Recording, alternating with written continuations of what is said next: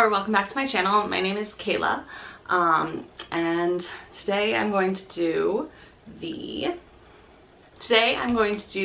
end of year book tag. I saw it on Chanel Chapter's channel. I've seen it on some other channels. I will link in the description whoever created it.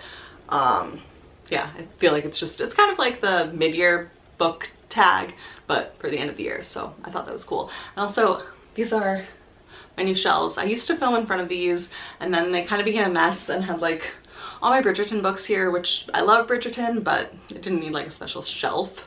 So now this is kind of a lot more of like favorite books or favorite authors or books we're really excited about. So I'm excited about that, and ignore some of the mess over there. There's scrapbooking supplies. But, yeah, so I'm going to get into it, and I might also end up doing like a more of a favorite books of the year video, but I'm not gonna make any promises on this channel at all anymore because it has been a disaster, and I'm just trying to get literally anything filmed and put up in 2025. So the first question is, what is the most disappointing read of the year? And that's hard. I DNF freely. I come back to books, and I don't buy a ton of books, so I don't read a lot of books that I'm not gonna like. But I would say that the two most disappointing books were Small Things Like These by Claire Keegan, just because I had read so many people loved it and I was just bored. It's not bad, I just was bored. And then the other one was the Moby Dyke nonfiction about the lesbian bars, just because I had been so excited for that for a while, and it just, by Krista something, I don't know, doesn't matter. I don't want to, why say somebody's name when I'm being mean about their book? But it was just, I was looking forward to it for a while, and it just really kind of let me down. Underdog book of the year, I don't really know what like that really means. Like, I guess the most surprising book that I would then say is Foster by Claire Keegan, which I read in November, December, because I absolutely loved that one. It was 4.5 stars, and I was like, I'm gonna try her again, but who knows. Absolutely loved it. One of my favorite books of the year. Other books, I would say, kind of books that I hadn't heard anybody talk about that I really enjoyed. Something like We Play Ourselves by John Silverman. Never heard anybody talk about it. Loved it. Something like that, I guess, could be the underdog book of the year. I don't know. Then a book that was overhyped. Again, for me, it'd be Small Things Like These by Claire Keegan. I don't read a lot of like new releases, actually. So I'm not really sure how, like, you know, like overhyped tends to be books that everybody else has loved and I didn't quite get the same way. And I'm not really sure I read anything that I would say qualifies as that. I don't really read hyped books. And if I do, I read them because I know I'm gonna love them. Fave book couples of the year. Oh, I thought that the couple in, you know, like sometimes you read a romance novel and you're like, that was really great, but you guys are gonna break up after the end of this book. I did not. I felt that they could actually make it work. The main characters in You Again by Kate Golbeck. They seemed like an actual couple. Yeah, that's one of the only romance novels I read where I'm like, I mean, Gus in January and Beach Read, I read that in January, I think. They're good. I don't know. Favorite main character of the year. Okay, I really loved Phoebe from The Wedding People that I just read. I read a bunch of Poirot mysteries, and I love him. He's always my favorite character of the year. Like every year I read Poirot, and every year I just am like, he's perfect. I love all of the characters in the Thursday Murder Club series, and I read 2 of those this year, so those are some of my favorites. I really loved both twins, Jack and Jill, from the Wayward Children series. Jack a little bit more because I just love a masked lesbian, but yeah, so them for sure. Book that surprised you, I answered that with Underdog book would be Foster by Claire Keegan, also Bride by Ali Hazelwood. It was my first Ali Hazelwood and my first Omegaverse book. I've been in fandom, so I've read little bits of Omegaverse, like for fandom stuff a little bit, but yeah, that I didn't really know what to expect and really enjoyed it, and I actually have an Ali, and my first like one of the STEM romance books from Ali Hazelwood should be like my next thing that comes in on Libby, so I'm excited for that because I really enjoyed that. So yeah, the second Claire Keegan, and then Foster by Claire Keegan and Bride by Ali Hazelwood. New favorite author. That's hard because I would say most of the authors, I've only read one of their books. Like I really loved We Play Ourselves by Jen Silverman, but that's the only book of hers I've read. I do think it's not up here, but oh no, it is. But we have another Jen Silverman that I'm gonna read. And I would also say I really love The Wedding People by Alison Espach, so maybe her, but I haven't read anything else. Yeah, I don't know, I haven't read multiple books by an author unless I'd already read them. Like The Wayward Children was the first books I read under the name Sean McGuire, and I really loved them. I'm excited to read more, but I've read Sean McGuire under the name Myra Grant before, so that doesn't really count. So, and maybe Claire Keegan, who knows? Let's see what her next book, if it's Small Things Like These or Foster. She could be a favorite. Happiest read of the year. Oh, that's hard. Oh, lighting's getting... You Again by Kate Goldbeck is a romance novel, so I was pretty happy. Beach read, I guess, is happy. Yeah, I don't read a ton of books that I would describe as happy, so I guess it would be those, the romance novels I read in like January, February. Most frustrating book that you read. Ooh, I would definitely say the Moby Dyke book. I was just incredibly frustrated that, number one, her planning was really bad for the whole, it was like she was going to see every lesbian bar in the country at a point when there were less than 15, I think. At this point, there's now, I think, about 30. Yeah, it was just a lot of poor planning, but it was complicated because it was COVID-y times, so everything was hard to plan at that time. So I get that, but yeah, I just wanted to make her shut up about her own life and just report the information. But yeah, so I guess that would probably be most frustrating. I mean, sometimes there's books where you're frustrated, but you're supposed to be, like, there's a conflict occurring, so I wouldn't count that necessarily. Then best adaptation of the year. Oh god, it's gotta be Interview with the Vampire, right? Like, that's gotta be everybody's answer. I read the Interview with the Vampire book probably when I was in high school. I think when I was really into Buffy, I also watched like the movie and read the book, and the book was fine. The movie was fine, but the TV show is incredible. Like, if you're not watching it, you don't need to read the books, you don't need to anything, just watch that show. It's a little gory, but like, it's incredible.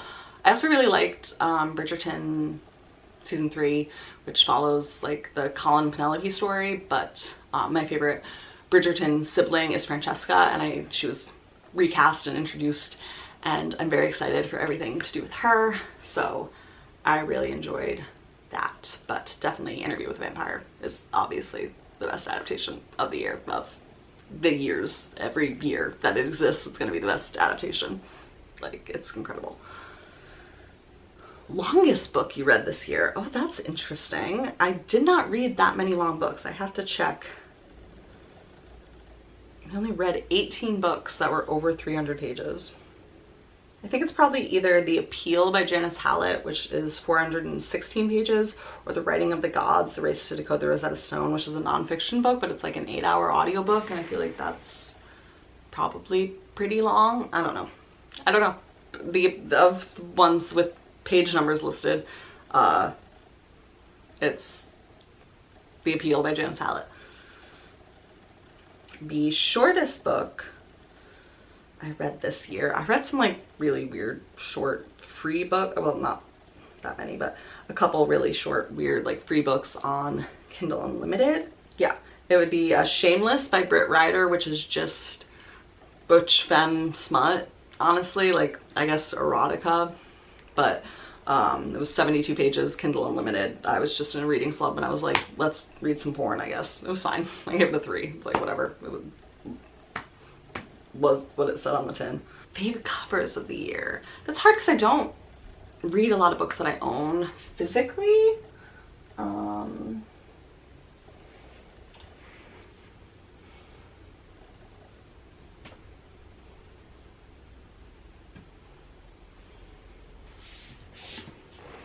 This one's kind of cool, Every Heart a Door Way, and it's here, so I'm just gonna say this one because it's here. I think actually both of these are pretty cool. Down Among the Sticks and Bones too. You know, and then like their ones, especially this one, is like once you read it, it like makes more sense, which I think is always fun. Yeah, I don't know, I don't own a ton of books, so yeah, that's really all I can think of with pretty books. A book you haven't stopped thinking about, well, The Wedding People, but I did just finish that. Let's see, probably also like We Play Ourselves by Jen Silverman, another favorite of the year. I would say A Monster Calls by Peter Ness. I think about pretty regularly. It's like a children's book or a middle grade book, but it's just so incredible.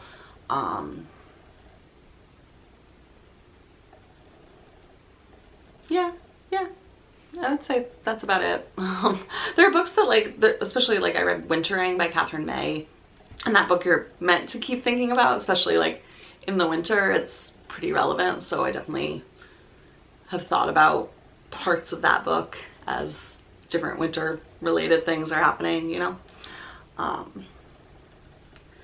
Cringiest book you read, I don't really, I guess that honestly that Shameless butch femme porn was pretty cringy. I think probably a lot of people would say Bride by Ellie Hazelwood, but I thought it was great, and I don't have any Omegaverse shame, whatever. Yeah, that's kind of an embarrassing little novella to have read. I also read like a weird like vampire lesbian book that was fine, but like a little embarrassing. I was just like reading anything on Kindle Unlimited with lesbians, I guess. Unpopular book you loved. I actually really loved Middle of the Night by Riley Sager. Not like the best book ever, but I've read I think 3 books by Riley Sager at this point. Final Girls, Middle of the Night, oh, The Only One Left. And yeah, I think The Only One Left is still my favorite. I gave that like a 4.25 because I had fun with it. But Middle of the Night I enjoyed. I gave it like a 4, and everyone's like, I figured out the twist so early and I was bored, and I was like, maybe I'm stupid, but I didn't figure out the twist. And I had fun. I think some people don't like the like, is it ghosts, is it not ghosts, you're not really gonna get an answer thing, but I like that because that's how I feel about ghosts. Like I don't really believe in ghosts, but maybe. So I like kind of when a book is like, ghost, this isn't a ghost, but maybe it is. But I think like some people get really annoyed with that. And yeah, the twist I honestly didn't figure out. So, I mean, some of them I did. There was another like related twist that I figured out a little bit before it, but like the big like whodunit kind of thing, I was blindsided. I don't know. So I had fun with it. And like, I don't think his books are good, like fundamentally. So I'm never like looking for like the great American novel. you know? So like he's not rated on like the same level as like other books, I guess. So I don't know. But like literally everybody hated that book and I had fun. What was the highest and lowest rated books you read this year on Goodreads? Do you agree? I don't use Goodreads because it's owned by Amazon. And I can't possibly imagine how to look that information up on Storygraph. Probably the highest rated book I read is like either Small Things Like These, which no, or I don't know, what do people like? Beach read? I can't even imagine what the highest and lowest rated books are. I probably don't agree. Fave quotes of the year. I don't really keep track of quotes. I did take a picture. Let me see this. I did take a picture of one of the pages in The Wedding People. So, oh, okay. This is, I guess, this is what I'm doing because it's all I have a picture of. But, it's in The Wedding People. It's near kind of, I don't know. I think it's like the bachelorette party or something. Like, and they're talking about like, they got this tarot reading and like, they're talking about like, oh, like we're all these different people orbiting around a pole and stuff. And like, kind of the idea of like, you don't know who you are, and these characters are like in their, like the main character's in her late 30s, but like the bride and her friends are like in their mid to late 20s. They're, I want to say like 26 or 28-ish. And like they're talking about how they don't know who they are and all this stuff. And one of the bride's best friends is a lesbian, and she says, they laugh. Lila looks lighter, relieved, but Nat looks at all of them, disgusted. Seriously, what's wrong with you straight women? This has nothing to do with us being straight, Lila says. Yeah, what does this have to do with us being straight? Suze asks.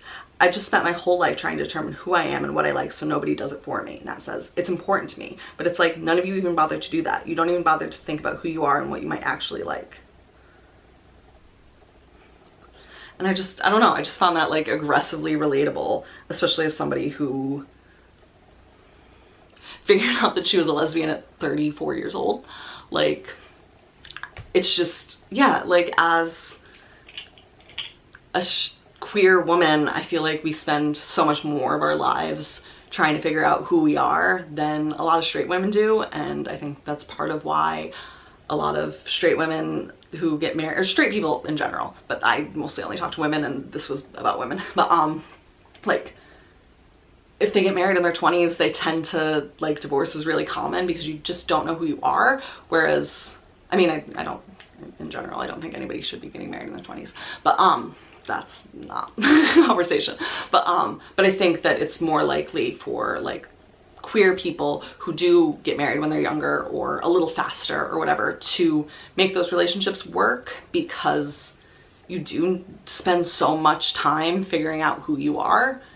And yeah, and you're not 35 having realized like, who am I outside of my relationship, because you've spent your whole life trying to figure out who you are. And when the world told you to like, please stop trying to figure out who you are and just fit in this little box, like, and you're like, I don't think I fit in that box. So if I don't have the safety of that box, who am I?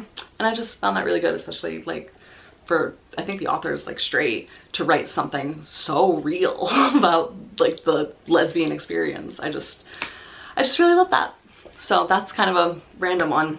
And a lot of passages in like A Monster Calls blew me away. A lot of passages in, oh my god, like We Play Ourselves, like, oh my god.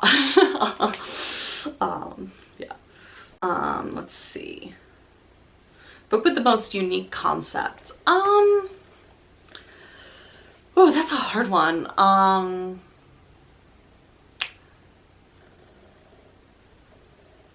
think the Wayward Children series, the idea of like a place for children when they get back from the portal worlds, is very interesting and unique. I think Paradise Rot, love it or hate it, or just be kind of confused by it like I was, is a very like unique concept, and I wish it had been executed a little weirder. Yeah, I would say those. I think in general. Oh, and oh my god, Open Throat by Henry Hogue. The freaking We're in the Mountain Lion's Head. That's obviously the best concept. Like, shut up. That incredible book. That also has some incredible quotes, but I don't have a physical copy. I listened to the audiobook. So, book you read that you would reread. Oh.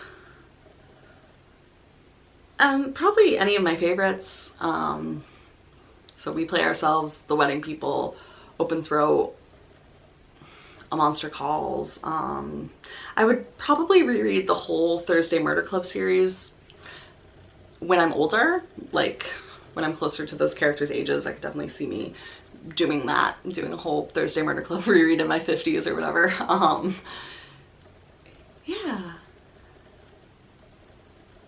Yeah, I'm not a big rereader. This year I did some, so that was fun. And it's definitely something I'm open to doing more, but I would never reread the same book like twice in the same year. I can't imagine. I like to be like a slightly different person to like get something different from it. Yeah. And then it says reading goal reflection. And like reading 2025 reading goal. And my reading goal, I originally had 50 books, and then in like August or September I was like, this is not gonna happen, so I changed it to 30, and then I was like, oh, I'm doing really well, and then I changed it to 40, and I might have even then been like, I'm doing so good, and changed it to 45, but yeah, I didn't read 50, but I beat my made up goals, so that's cool, I guess. But my 2025 reading goal is actually to read less books. I believe I have 30 books, but then like more pages, because I have so many long books and I just don't read them. Like I just want to read more physical books that I own, and more of the longer books. Like there's so many books like on the shelf behind me that I'm looking at like right now that I want to read, and they're like I haven't read Babel, which I know I'd love it. So I'd love to like read that, or, you know, like, so I have a page goal on Storygraph, which is cool. And so the like book goal is fine, but the page goal is what I'm really focusing on this year, because I would like to read longer books and not be so scared of long books. And then, yeah, so and then the final question is, what are you prioritizing? And that is it, like reading the physical books and longer books. Yeah. And I guess sometimes I'm like, I'd like to read more new releases, but not really. I think my goal is so much more to focus on reading my like physical TBR. I don't need to be reading all the newest, coolest books all the time, but I mean, Intermezzo needs to be read soon. But other than that, yeah. So that was a little reading year in review, and I might end up doing a specific book about my favorite books, but I feel like I talked about them a lot in this. Like, I think I've made my top 3 pretty clear. So, and then I don't have to sort them if I don't do a video. I can just be like, these are my top 3. They're all tied. So, yeah. Let's read more books next year. Or less books, but more pages. Yeah. Thanks so much, and I will hopefully see you soon.